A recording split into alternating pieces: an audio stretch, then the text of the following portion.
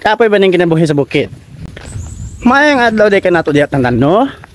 Bata karon diri sa bukid. Ang kinabuhi sa pobre. Pero at least bahalag pobre. Di bumampod.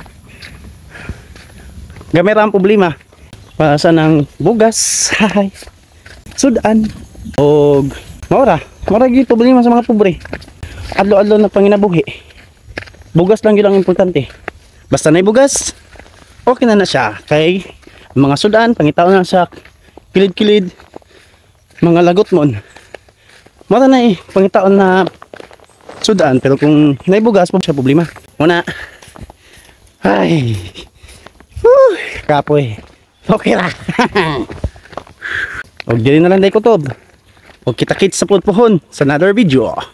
Sige, bye-bye.